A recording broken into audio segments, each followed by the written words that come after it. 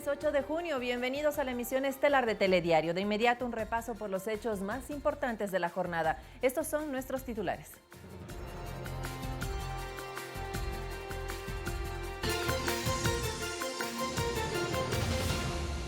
Una avioneta ecuatoriana se accidentó en Tumbes, Perú. 2 de sus ocupantes estarían involucrados en los casos de corrupción por el sobreprecio en la compra de insumos médicos para hospitales públicos. El presidente de la Corte Provincial del Guayas, Eduardo Ordeñana Romero, será investigado por su accionar en el caso del prefecto Carlos Luis Morales. En solo 24 horas se registraron nuevos casos de COVID-19 en Quito. Los sectores de Guamaní y Chillogallo en el sur de la capital son los más afectados. 38.000 personas se beneficiaron del bono de protección familiar, una iniciativa gubernamental para ayudar a las personas más necesitadas durante la emergencia sanitaria. En lo internacional, miles de personas rinden homenaje a George Floyd en su tercer funeral público en Houston, mientras el ex policía Derek Chauvin apareció virtualmente en una corte, donde una jueza le otorgó el pago de una fianza con condiciones.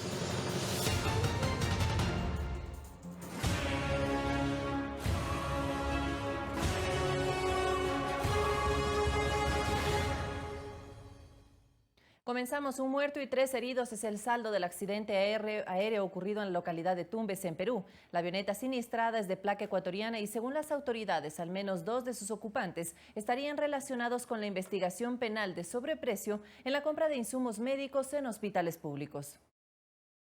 El hecho se produjo antes de las 7 de la mañana de este lunes 8 de junio en el sector El Bendito, en Tumbes, Perú, cuando una aeronave se precipitó a tierra. Que se comunica urgentemente con bomberos, hay una avioneta que se ha caído. Pero la avioneta Piper 32 accidentada tenía matrícula ecuatoriana. En su interior iban 4 personas. El piloto, quien falleció, y 3 pasajeros que resultaron heridos. Los organismos de socorro peruano acudieron de inmediato a la zona de impacto. Tanto uno de los hombres y la dama están en regular estado. Uno sí está en estado un poco difícil. Hasta allí un accidente aéreo que se debía reportar al país por la procedencia de la nave. Pero es en ese cotejamiento de información donde se encuentra que algunos de los ocupantes de la avioneta estarían relacionados a investigaciones penales en el Ecuador. Así lo detalló la ministra de Gobierno María Paula Romo, quien en su cuenta de Twitter publicó: La policía colabora con su par en el Perú, pues entre los heridos se encontrarían 2 personas relacionadas a las investigaciones de proveedores y directivos de hospitales públicos. Se trata de Daniel Salcedo, quien está relacionado en contratos con sobreprecio en el Hospital Teodoro Maldonado Carbo en Guayaquil, mientras que los otros pasajeros son César Rodríguez y la novia de Salcedo, Jocelyn Mieles. Según las imágenes del accidente, la matrícula de la aeronave era la AOBCQ. Sin embargo, la Dirección de Aviación Civil aclaró que esta fue adulterada y la nomenclatura original es HCBLO, perteneciente a Alfredo Adum, quien reconoció ser dueño de la avioneta, pero afirmando desconocer quiénes viajaban en ella. Alex Llanos, Ecuador TV. Tras el arresto domiciliario del expresidente Abdalá Bucaram por el presunto delito de tráfico ilegal de armas y al encontrarse sus familiares fuera del país, un analista internacional nos dice cuál sería el escenario si las visas de la familia Bucaram fueran revocadas por la Embajada de Estados Unidos. El analista internacional Carlos Estarellas indica que el gobierno de Estados Unidos tiene la facultad de cancelar las visas si así lo requiere y que ya se ha aplicado esta normativa en varias ocasiones. Lo ha venido haciendo hace algunos años. Yo recuerdo quizás desde los años 90 en adelante que si existe una denuncia de corrupción, Estados Unidos ha cancelado visas. Por otro lado, en el derecho internacional, el concepto de visas es un privilegio que le otorga un Estado al nacional de otro Estado. A través de rueda de prensa, Abdalá Bucaram Puley informó que las visas de su familia no han sido canceladas. No he recibido ninguna notificación del consulado ni de la embajada. Mi situación migratoria es legal. Tengo 6 meses para estar en Estados Unidos, como lo tienen todos los ciudadanos que tienen una visa B1 y B2. Intentamos obtener un pronunciamiento de la Embajada de Estados Unidos y esta fue su respuesta. Como nación de leyes, la emisión o revocación de visas en los Estados Unidos se rige por la Ley de Inmigración y Nacionalidad de los Estados Unidos. Y por sus regulaciones de implementación, por motivos de privacidad, el gobierno de Estados Unidos no hace comentarios sobre casos de visas individuales. Obviamente lo hacen por normas de su estado, pero de ninguna manera niegan ni afirman que ha existido tal cancelación o no. Asimismo, Estarella señaló en qué casos es válido el pasaporte diplomático y las consecuencias si toda la familia Bucaram los tuviera. De ser así, sería muy grave, porque la única persona que tendría pasaporte diplomático, de acuerdo con la ley, es o son los expresidentes, en este caso el señor Bucaram, pero de ninguna manera sus familiares, porque dentro de la ley no está contemplado. Abdallah Bucaram Puley, quien se encuentra en Miami, dijo que regresará al país cuando lo considere seguro en materia de salud para su familia. Mientras tanto, su padre cumple arresto domiciliario por el presunto delito de tráfico ilícito de armas. Guadalupe Ayoví, Ecuador TV. El prefecto del Guayas, Carlos Luis Morales, podría enfrentar un proceso de destitución. 15 de los 25 alcaldes en Guayas plantearon esto al Consejo Provincial. ¿Cuál es el camino legal que se seguirá? Se lo contamos en el siguiente reportaje. El prefecto del Guayas, Carlos Luis Morales, al margen de la investigación de Fiscalía, enfrenta otro proceso, su posible destitución. Y es que los alcaldes de Guayas del Partido Social Cristiano entregarán un acta de firmas planteando esto al Consejo Provincial. Entrará a la prefectura este mismo lunes y el acta ya está lista con la firma de todos. El acta la recibirá la Secretaría del Consejo, que a su vez traspasará la denuncia a la comisión de mesa, que tendrá 10 días para calificarla. Concluido el plazo, se convocará en máximo 5 días a una sesión del Consejo Provincial, donde se necesitarán los votos de las 2/3 partes para una decisión.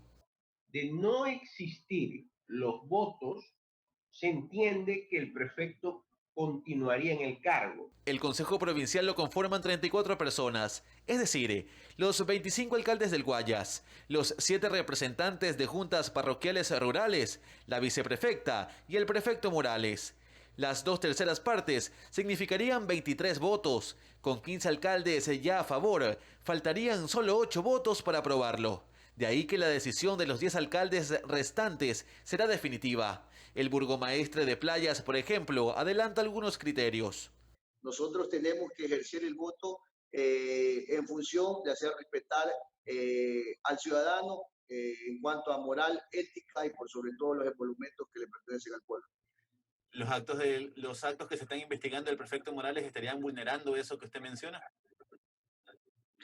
Aparentemente sí. El planteamiento de destitución del prefecto se lo realizará basado en el artículo 333 del Código Orgánico de Organización Territorial, Autonomía y Descentralización, que en su literal D señala: despilfarro o malos manejos de fondos del gobierno autónomo descentralizado, cuya inversión o empleo sea de su competencia, legal y debidamente comprobado. Para la prefectura, que el prefecto sea destituido con razón o sin razón, eso debilita la figura de la prefectura del Guayas. Quien debería sustituirlo es la viceprefecta. Hasta el cierre de este reportaje no se ha informado de la entrega oficial del acta al Consejo Provincial. Para la defensa de Morales, no se podría dar paso a esto sin una sentencia ejecutoriada. Sería inconstitucional que alguien sea juzgado por un hecho que la justicia ordinaria aún no concluye de investigar y de resolver. Y una vez que sepamos qué han pedido, quiénes lo han pedido, cuál es el procedimiento, pues podremos responder con fundamentos. ¿Sí? Luis Alfredo Zúñiga, Ecuador TV. El prefecto del Guayas, Carlos Luis Morales, se enfrenta a cargos por tráfico de influencias. La justicia dictó medidas alternativas como el uso de grillete electrónico y la prohibición de salida del país. Además, según la Fiscalía, sus familiares involucrados ya no se encuentran en el Ecuador. Sin embargo, la defensa de Morales sostiene que se trata de una persecución política. Presunta compra con sobreprecios de insumos médicos por parte de la Prefectura del Guayas durante la emergencia sanitaria con empresas incluso fantasmas. Eso es lo que investiga la Fiscalía General del Estado y que llevó a que el pasado 27 de mayo se allane oficinas del gobierno provincial y de la empresa proveedora. Allí se incautaron computadoras y documentos. Todo lo que está relacionado con la contratación se está haciendo los allanamientos correspondientes. Son 17 los contratos que realizó la prefectura durante la emergencia. Días después, Morales entregó los contratos a Fiscalía y presentó una denuncia contra los 2 hijos de su esposa como presuntos involucrados en las supuestas irregularidades. Aquí no ha habido perjuicio al gobierno provincial. Aquí no ha habido perjuicio. Cada quien es responsable de sus actos. Y más si somos adultos. Tan solo horas después de este anuncio, la madrugada y mañana del 3 de junio, se dio el operativo mayor. La Fuerza de Tarea de Fiscalía ejecutó allanamientos en Guayaquil y San Borondón, que dejaron 8 detenidos, entre ellos el prefecto Carlos Luis Morales, a quien se le formuló cargos por tráfico de influencias, pero que pese al pedido de Fiscalía, no recibió prisión preventiva sino medidas cautelares, lo que generó inconformidad. Resulta que la cónyuge del actual prefecto y sus hijastros, sobre quienes pesan también órdenes de detención, ya fugaron del país. Resulta que aplicamos la regla de la excepcionalidad para los casos que están de personas que tienen el poder, sea económico o político o algún tipo de influencia. La defensa del prefecto afirma que su esposa sigue en el país, pero desconoce sobre sus 2 hijos. Ya para el 4 de junio, Morales volvió a la prefectura, donde incluso saludó a sus simpatizantes. Y no fue hasta el 5 de junio que le fue puesto el grillete electrónico que se le dictó. Ha señalado que colaborará con la justicia. Que actúen con plena libertad la Fiscalía y Contraloría. Mientras la defensa de Morales es clara, afirma que no hay tal delito y habla de persecución política. El tráfico de influencias supone que el funcionario público debe ejercer presiones sobre otro funcionario público para favorecer a un tercero o favorecerse él mismo a través de la contratación. En este caso ha quedado claro que el señor prefecto al parecer se ha sentido engañado por su entorno cercano familiar. Yo lo único que les pido es objetividad. Esto es lo que le está pasando al prefecto Morales, sin duda, yo no tengo la menor duda, se trata de una persecución política. La Contraloría además emitió 2 informes con indicios de responsabilidad penal contra la prefectura del Guayas, que señalan una diferencia no justificada de más de $345.000 en la compra de insumos médicos y de kits de alimentos, punto que la defensa de Morales también rechaza. No sé cómo habrá emitido 2 informes si no se han agotado las instancias procesales oportunas. La instrucción fiscal tomará 90 días, tiempo en que la defensa asegura presentará las pruebas de descargo y esperan una investigación apegada al proceso. Luis Alfredo Zúñiga, Ecuador TV. Y en este mismo tema, el Consejo de la Judicatura abrió una investigación al presidente de la Corte Provincial del Guayas, Eduardo Ordeñana Romero, por su accionar en el caso del prefecto Carlos Luis Morales. Entre 2019 y 2020, este organismo destituyó a 42 jueces por diferentes causas, entre ellas por negligencia y violación de derechos y garantías constitucionales. El Pleno del Consejo de la Judicatura inició un sumario administrativo a la jueza Alcira Benítez por presunta manifiesta negligencia. La servidora judicial dio prelibertad a Jorge Luis Zambrano, alias Rasquiña. El vocal Fausto Murillo señaló que la funcionaria tendrá 5 días hábiles para contestar y en otros 5 días se presentarán las pruebas. Y la sanción gravísima es la destitución del cargo de llegarse a establecer y a comprobar que efectivamente ha incurrido en alguna de esas infracciones. En cambio, para el presidente de la Corte Provincial del Guayas, Eduardo Alfonso Ordeñana, la Judicatura inició una investigación por su actuación en el proceso judicial en el que está vinculado el prefecto Carlos Luis Morales. Este proceso de investigación, de acuerdo con el Código Orgánico de la Función Judicial, dura 15 días hábiles. El equipo de investigación del Consejo de la Judicatura recogerá versiones, elementos, documentos que puedan llegar a llevarle a la convicción de que existe una presunta infracción. Días atrás, la fiscal general Diana Salazar cuestionó que no se le dictó la prisión preventiva, pues indicó que se justificó un posible riesgo de fuga. Sus familiares directos, me refiero a su esposa e hijastros, ya están prófugos. El señor Morales no fue detenido en su casa. Los teléfonos los dejó en la prefectura justamente para evadir la acción de la justicia. Él pretendía huir. De su lado, la Corte Nacional de Justicia, a través de un comunicado firmado por su titular Paulina Aguirre, señaló: las decisiones jurisdiccionales, que son de absoluta responsabilidad de quienes la dictan, deben ser imparciales. Para ello es indispensable que los operadores de justicia actúen con absoluta independencia judicial interna y externa, sin injerencia alguna. El Consejo de la Judicatura es muy respetuoso de la independencia de los jueces, pero los jueces saben, y si no lo saben, deben tener clarísimo que esa independencia no es sin responsabilidad. Entre 2019 y lo que va del 2020, la Judicatura resolvió 524 expedientes disciplinarios, sancionando a 272 servidores judiciales. De los 107 magistrados sancionados, 42 fueron destituidos por varias causales, entre ellas manifiesta negligencia y violación de derechos y garantías constitucionales. Olga Velasco, Ecuador TV. El Consejo de Administración de la Legislatura resolvió suspender el pago de sueldo y aporte patronal del IES al asambleísta Daniel Mendoza, así como principalizar a su alterna Pinucha Colamarco. Los cuestionamientos a este poder del Estado se ven empañados por más de 30 casos de denuncias de presunta corrupción. La situación del asambleísta Daniel Mendoza debe ser tramitada por cuerda separada desde lo judicial y lo político. En el primer caso, por su condición de legislador, goza de fuero de corte y por tanto inmunidad parlamentaria, aunque el delito por el que se le acusa no lo blinda para iniciar una causa penal, y entonces no se requiere de una autorización del Pleno de la Asamblea Nacional. Es decir, el proceso continuará su curso. Pero a partir de este hecho, las acciones políticas toman fuerza. Exigir al sistema de justicia que se requiera el levantamiento de la inmunidad parlamentaria. Y si bien se antepone el principio de inocencia, se advierte de la necesidad de ofrecer muestras de confianza. Tangi Vera, de la bancada de Creo, solicitó al Consejo de Administración de la Legislatura la suspensión de su sueldo, pero además una denuncia sustentada en el artículo 163 de la Ley Orgánica de la Función Legislativa.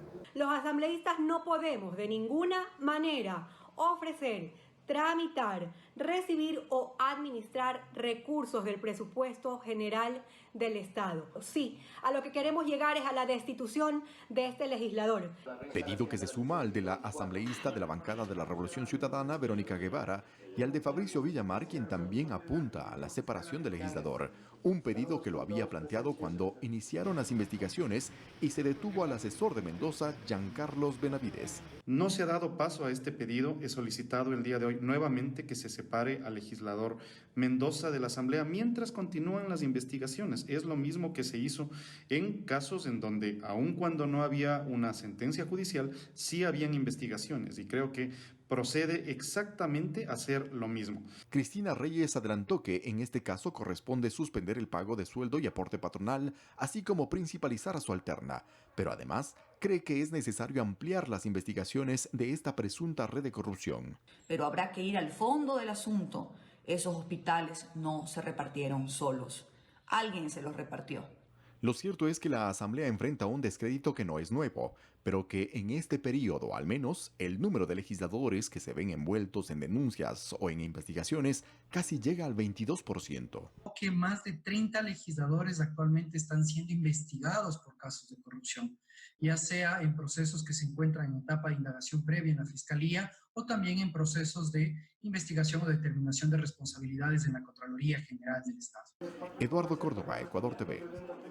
En una rueda de prensa virtual, el representante del consorcio de Pedernales, Enrique Cano, aseguró que el dinero que se entregó como anticipo para la construcción del hospital de Pedernales en Manabí se encuentra a buen recaudo y que los trabajos continúan. Sobre las investigaciones por la participación de funcionarios públicos en subcontrataciones, dijo que eso está en manos de la justicia.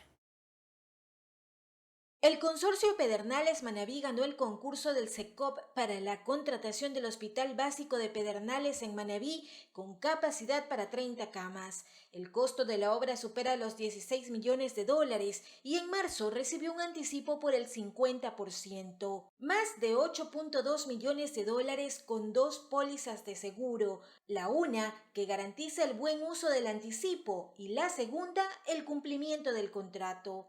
Dinero que fue depositado en la cuenta de Ban Ecuador del consorcio y que días después habría sido retirada de la entidad financiera, dejando un saldo de más de $890.000. Sobre este movimiento bancario, Enrique Cano, representante del consorcio, explicó. Es así que se constituyen $5 millones de los 8 millones y más fracciones del anticipo, se constituyen en pólizas a nombre de del propio consorcio Pedernales, a través de Corpey, en conjunto obviamente con la aseguradora. Los certificados de depósito están a nombre de la constructora, del consorcio.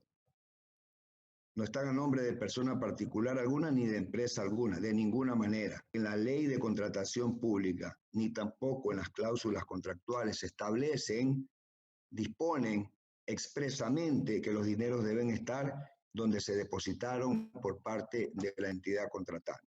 Según Temístocles Toala, superintendente de la obra, hay una ejecución con un avance de casi el 3%. 2.9, más o menos estamos hablando de $400.000. Pero tenemos que tener en cuenta que nosotros tenemos proveedores. Arrancó en marzo, se suspendió por la pandemia, se retomó en abril y continúan trabajando con turnos 24/7, pues al momento no existe ninguna acción legal que permita su paralización. Tengo el libro de obra que da fe realmente que la obra ha tenido su normal y correcto ejecución. Hasta este momento no hay causal estipulada ni en la ley de contratación pública ni tampoco en las cláusulas contractuales que le permita a SECOP, que sería la única entidad que podría tomar una decisión sobre este tema. Ningún ministro, ninguna otra autoridad. En cuanto a las responsabilidades penales que Contraloría dice haber encontrado dentro del proceso de contratación que involucra a funcionarios públicos, precisó. Estas responsabilidades penales no alcanzan al consorcio de ninguna manera. En todo caso, alcanzarían a quienes estuvieron en los procesos precontractuales y contractuales, como son los funcionarios públicos, que es materia de otro tipo de análisis. Fiscalía, como medida cautelar real, ha dispuesto el bloqueo de las cuentas personales del ingeniero José Leonardo Vélez Altos. Estamos nosotros en el empeño pidiendo una audiencia para revisión de medidas. Mariuxi Buenaño, Ecuador TV. Y este lunes se instaló la audiencia de juicio en contra del exsecretario de Inteligencia Pablo Romero Quesada por el plagio del activista político Fernando Balda. La diligencia arrancó con la presentación de los alegatos de apertura de las partes procesales. El fiscal general subrogante Wilson Toainga señaló que probará que el delito se efectuó en agosto de 2002 en Bogotá, Colombia, y que para su ejecución se utilizaron recursos públicos provenientes de la cuenta de gastos especiales de la CNI, coordinado desde Ecuador por el procesado y por el pedido del expresidente Rafael Correa.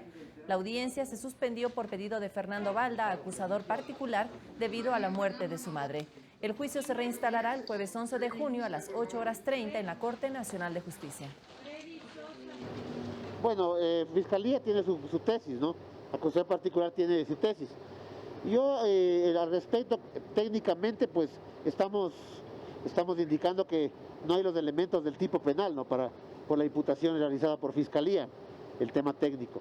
Y en el tema procesal de la investigación, la desclasificación no se hizo de acuerdo a la Ley de Seguridad Nacional. Los cheques de la DGI contienen son de la DGI, más no de la CNI. Entonces ahí hay un trastoque realmente de la pericia en eso, ¿no? El Comité Empresarial Ecuatoriano dice que apoya el combate a la corrupción y respalda la gestión de la fiscal Diana Salazar. Sus representantes proponen que los hospitales públicos sean administrados por profesionales.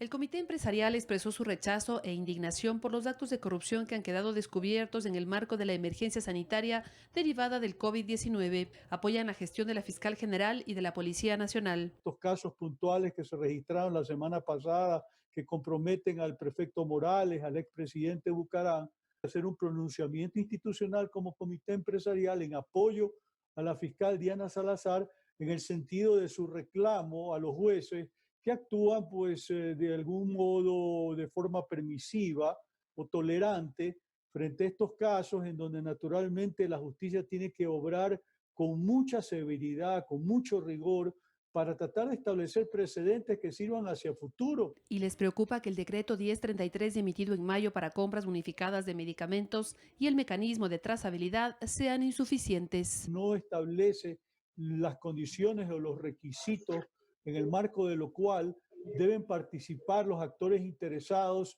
en lo que podría ser un concurso, una licitación. Se mantiene abierta la puerta a la posibilidad que meros intermediarios, como mediadores de algún patrón político, que en definitiva pues trate de aprovechar esta circunstancia. El presidente de la Cámara de Comercio de Quito manifestó que la corrupción debe cortarse de raíz con la contratación de profesionales que administren los hospitales públicos. La primera decisión que se debe tomar es votar a todos los directores de los hospitales actuales, que ya no sean manejados por políticos los hospitales, que se elija a gente profesional, que sean técnicos para administrar esas clínicas. Verónica Rivadeneira, Ecuador TV.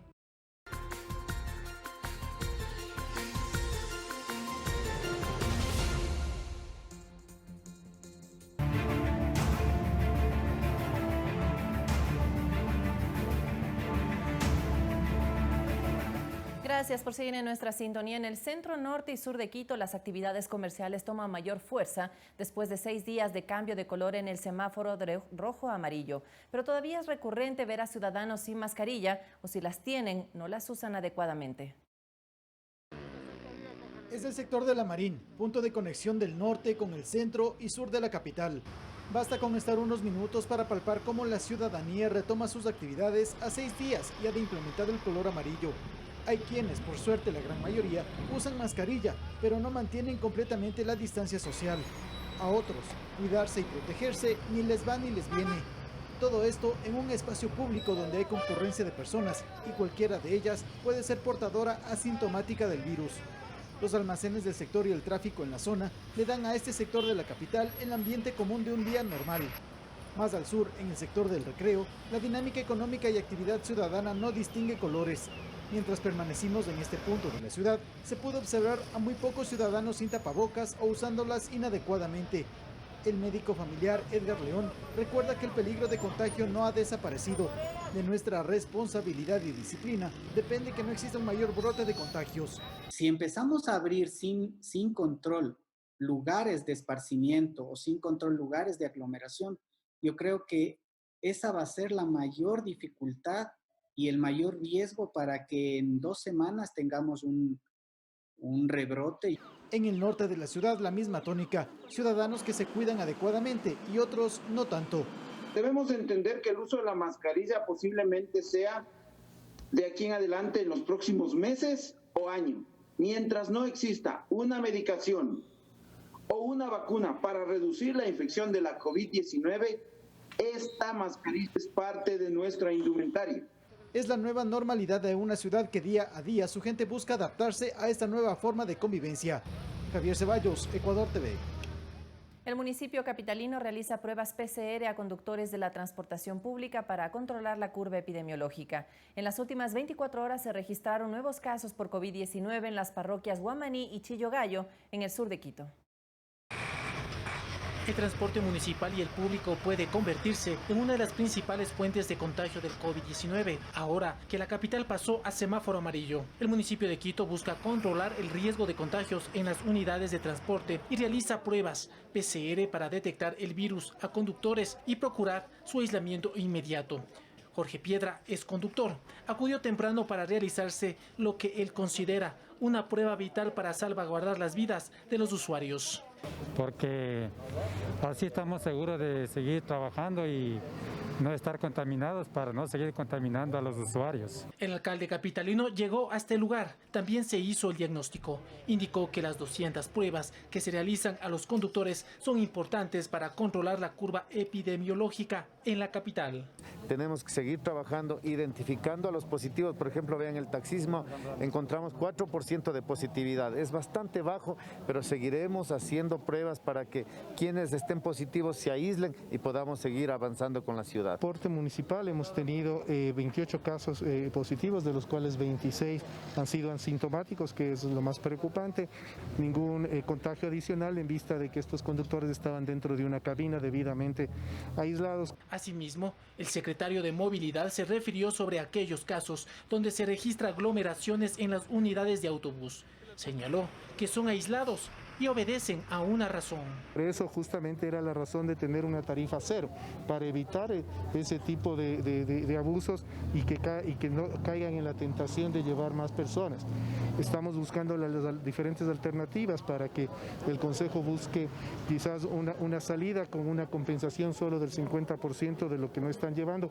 Las pruebas PCR se realizaron en la parroquia de Chillo Gallo, una de las 3 cuyas cifras revelan un incremento de casos en la capital. En solo 24 horas, esta parroquia presentó 10 nuevos casos y Guamaní 15. En un breve recorrido constatamos la proliferación de vendedores ambulantes y la desobediencia ciudadana como denominador común.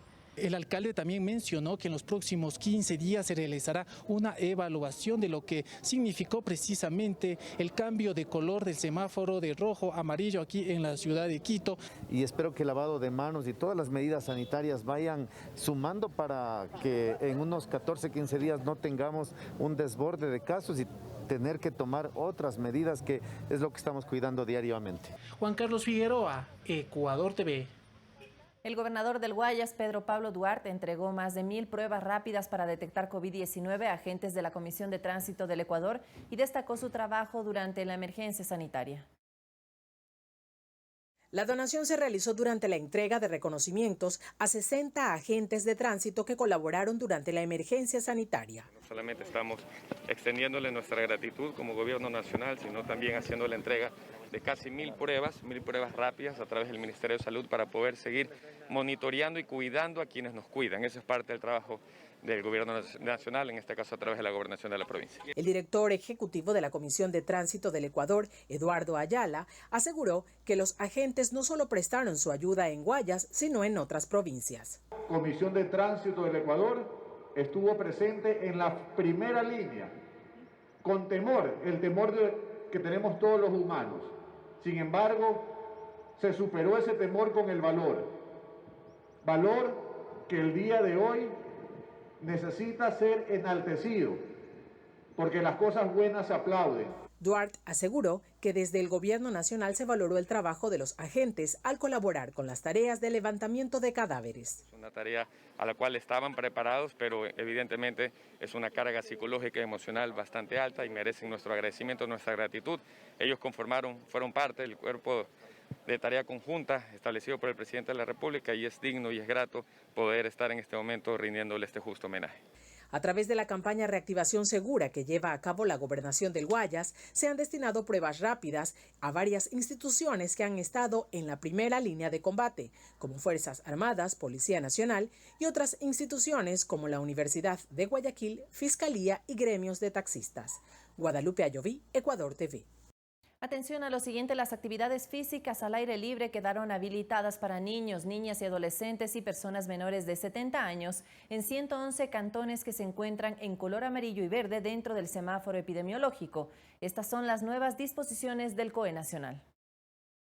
El ministro de Salud Juan Carlos Ceballos insistió en que las medidas adoptadas por Ecuador para enfrentar al COVID-19 han logrado resultados, los que se evidencian, por ejemplo, en la reducción del número de personas fallecidas por día. Desde el 27 de mayo al 4 de junio, en todo ese lapso, el número de fallecimientos por día no supera el número 10. Hablando específicamente de la ciudad capital, el funcionario afirmó que se continúa ampliando el número de camas en unidades de cuidados intensivos. Eugenio Espejo, hemos subido al doble prácticamente, de 22 a 40, en el Barca Ortiz de 1 cama, UCI a 15, en el Enrique Garcés de 7 a 40 camas. Y que por eso la clave continúa siendo el respeto ciudadano a las normas establecidas. Por ejemplo, cuando niñas, niños, adolescentes y personas menores a 70 años salgan a realizar actividades físicas al aire libre, las cuales fueron aprobadas por el COE Nacional para los cantones que se encuentran en colores amarillo y verde, dentro del semáforo epidemiológico. Andinismo y escalada,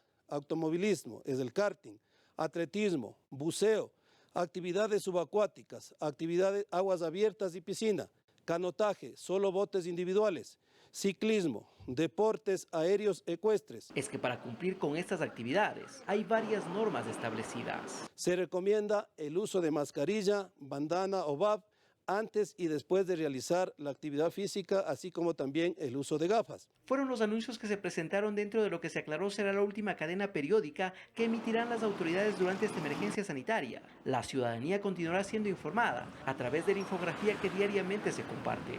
Alex Llanos, Ecuador TV. ¿Pero qué recomiendan los médicos y especialistas en medicina deportiva respecto a la conveniencia o no de que los niños empiecen ya a salir a espacios públicos o que los adultos comiencen a practicar algún deporte al aire libre? Expertos consultados se refieren al tema especialmente sobre la situación en los cantones del país que se encuentran en el color amarillo del esquema de semaforización. Preste mucha atención. El COE Nacional resolvió este lunes 8 de junio autorizar la actividad física al aire libre en los cantones que estén en color amarillo. Para el médico deportólogo Celio Romero, es importante que tras el aislamiento, el deportista o el ciudadano retome la realización de ejercicios de manera pausada con el uso de mascarillas o cualquier otra protección que permita una adecuada oxigenación. Está comprobado con estudios científicos que la mascarilla no provoca hipoxia. ¿Sí? ¿Qué quiere decir? Que no es que te vas a quedar sin oxígeno por hacer con la mascarilla. Será fundamental respetar el distanciamiento social, acota el especialista. Si va a realizar ciclismo o atletismo, tome en cuenta lo siguiente. Se recomienda que la distancia entre bicicletas cuando estás yendo a unos 8 o 10 kilómetros por hora sea de al menos 20 metros. Y de igual manera cuando se esté trotando, que la distancia sea entre 10 y 12 metros. Con los niños hay que tener especial atención. La doctora especializada en atención familiar, Andrea Lozada, sostiene que como padres de familia hay que acompañar la actividad de los hijos que pueden hacer al aire libre por el contacto que puedan tener con superficies que representen riesgo de contagio. Lo que debemos hacer es llevar en nuestra cartera como padres, madres, el alcohol gel y siempre colocar en sus manitos porque ellos están topando todas las superficies. Es más, sugiere el especialista, lo vital de no olvidarse de desinfectar lo que los niños usen para su distracción o actividad física. Salen con una patineta, una bicicleta, que podría haber la opción, o con una pelota. Cuando regresen a casa, esos juguetes o esos instrumentos deberían ser limpiados con cloro o con alcohol. Dentro de lo posible, acota la doctora Lozada, en esta nueva normalidad, los padres de familia deben evitar exponer a los menores a riesgos, en especial a los niños menores a los 2 años, donde el uso de mascarilla puede representar un riesgo de asfixia. Javier Ceballos, Ecuador TV.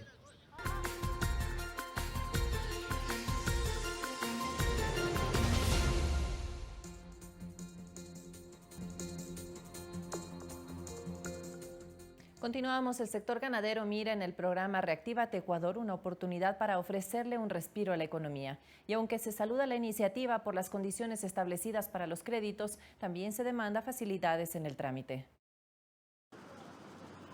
Uno de los componentes del programa Reactívate Ecuador es manejado por el Banco del Pacífico con un fondo de $500 millones para préstamos que van desde $500 a $30,000 para microempresas. Las pequeñas empresas tendrán chance de acceder a préstamos desde los $500 a $300,000 y las medianas empresas hasta $500,000. La tasa de interés es del 5%, los plazos van de 12 a 36 meses y existe un periodo de gracia de 6 meses.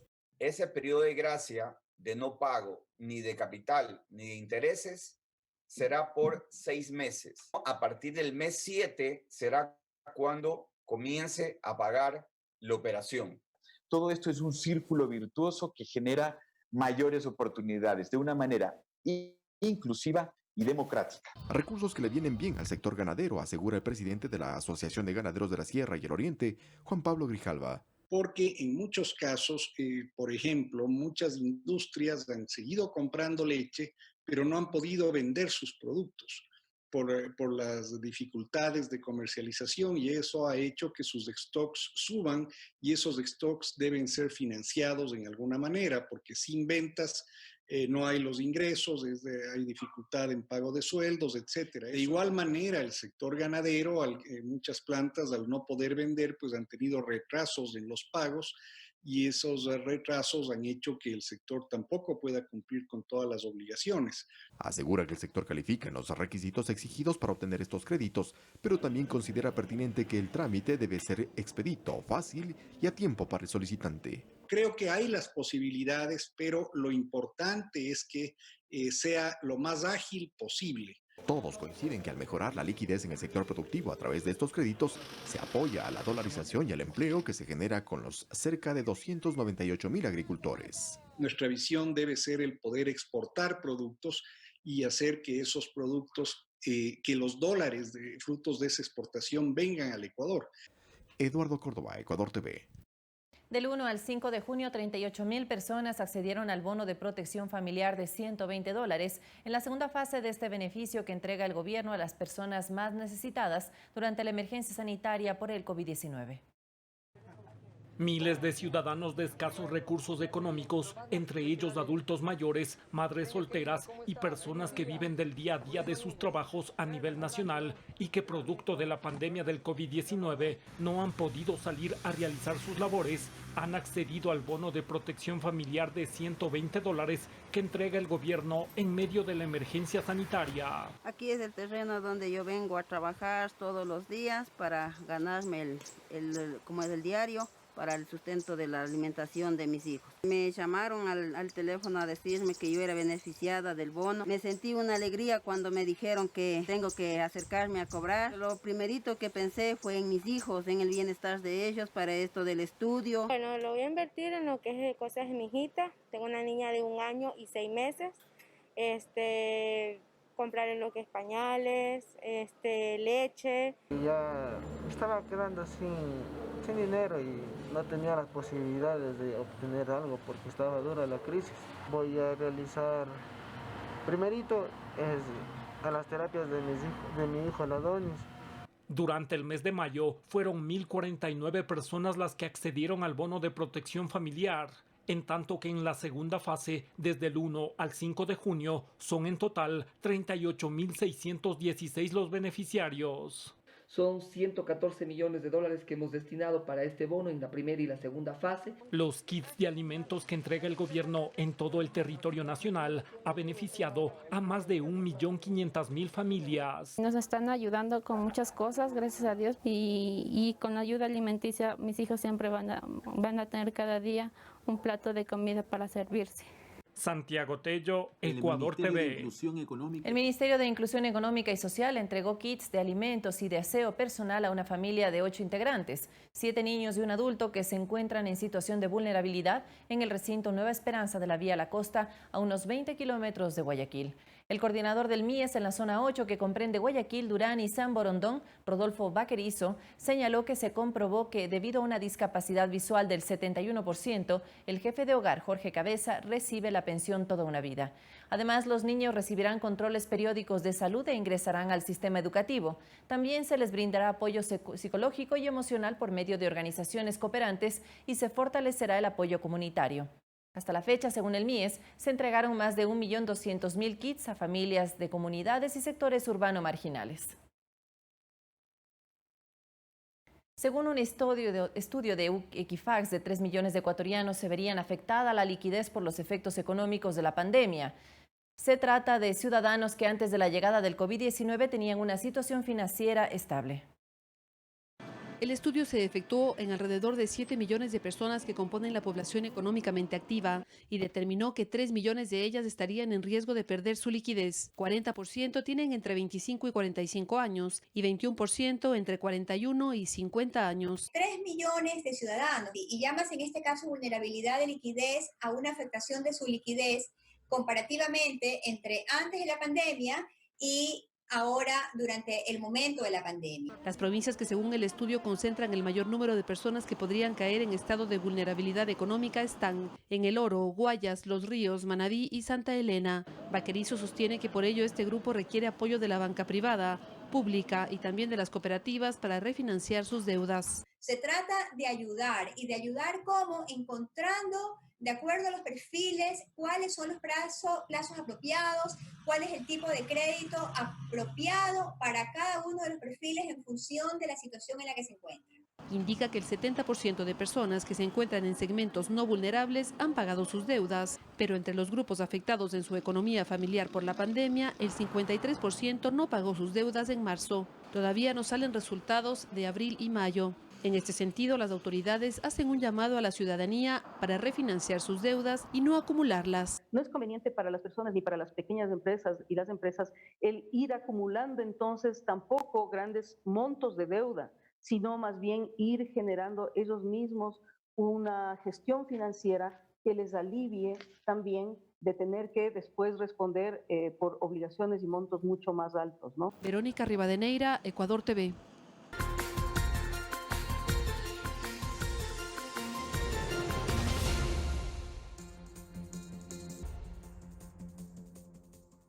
Revisamos de inmediato las noticias internacionales. El tercer funeral en honor a George Floyd se llevó a cabo en Houston, Texas. Esto mientras que los demócratas propusieron una ley para reformar los sistemas policial y de justicia penal ante las manifestaciones que se extienden por todo el país contra los abusos a los afrodescendientes. El homenaje, que empezó en horas del mediodía y se extendió hasta la tarde, contó con la visita de por lo menos 10,000 personas. Entre lágrimas, familiares y amigos se acercaron al ataúd del afroamericano, cuya muerte está causando el repudio y malestar a nivel mundial.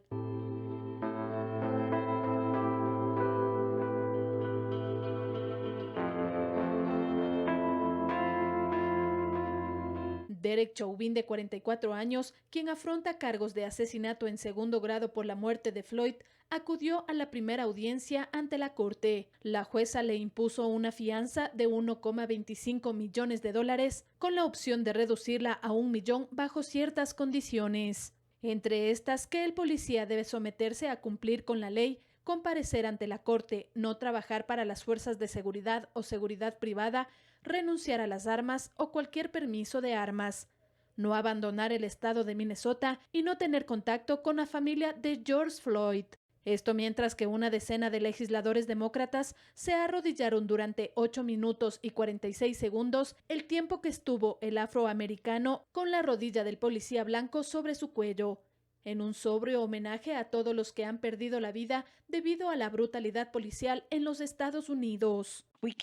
No podemos conformarnos con nada menos que un cambio estructural transformativo.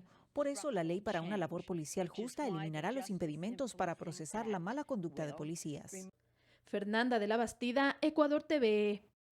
La muerte del estadounidense ha desatado protestas por la justicia racial y contra la brutalidad policial en ciudades de todo el mundo, una de estas México. Vestidos en su mayoría de negro, los ciudadanos tomaron Ciudad de México y a su paso algunos causaron destrozos al romper los vidrios de algunos establecimientos comerciales. Las manifestaciones también fueron en rechazo a la muerte en Guadalajara del obrero Giovanni López en manos de la policía. Brasil también se sumó a estas protestas antirraciales. En Brasilia, también de negro y con máscaras, caminaron con instrumentos de percusión y bengalas hacia el Paseo de los Ministerios portando pancartas con mensajes como "Todos por la democracia, contra el racismo y el fascismo". Y le contamos también que Nueva Zelanda anunció que su territorio está libre de COVID-19. Organismos internacionales felicitan la labor de las autoridades de ese país, que aplicaron algunas de las medidas más estrictas del mundo para evitar la propagación del virus.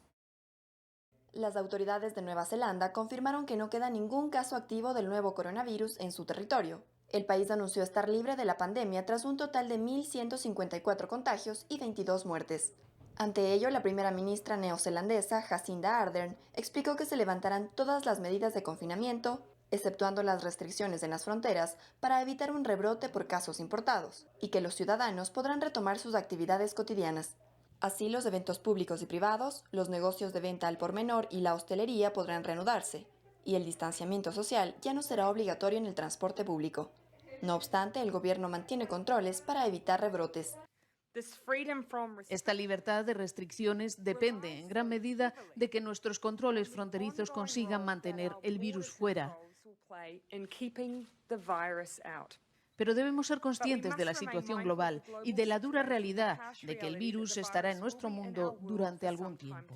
Varios organismos internacionales felicitaron la labor de las autoridades neozelandesas que aplicaron estrictas medidas para evitar la propagación del coronavirus. Y hoy el país se convierte en uno de los primeros del mundo en declararse libre de la enfermedad. Coralía Pérez, Ecuador TV. El Estado del Vaticano también se declaró libre de coronavirus después de que la última persona diagnosticada en las últimas semanas diera negativo en la prueba de COVID-19. Así lo informó el director de la oficina de prensa de la Santa Sede, Matteo Bruni. Durante la pandemia, el Vaticano, que adoptó estrictas medidas de seguridad para garantizar y tutelar la salud de sus más de 5.000 trabajadores, confirmó 12 casos positivos de coronavirus, pero ningún fallecimiento. Pero la Organización Mundial de la Salud advierte que la situación global del coronavirus está empeorando. El jefe del organismo, Tedros Adhanom, recordó que en los últimos 9 días se reportaron más de 100.000 nuevos casos diariamente y aconseja utilizar la palabra COVID-19 en los certificados de defunción, ya que, tal y como explica en el informe, ayuda a reducir la incertidumbre generada en la clasificación de la muerte y, por ende, a controlar correctamente todos los fallecimientos relacionados con el virus. 20:59. Aquí terminamos la emisión estelar de Telediario. Gracias por informarse junto a nosotros. Mañana las noticias comienzan a las 6 horas de la mano de Sofía Montoya. Excelente noche para todos.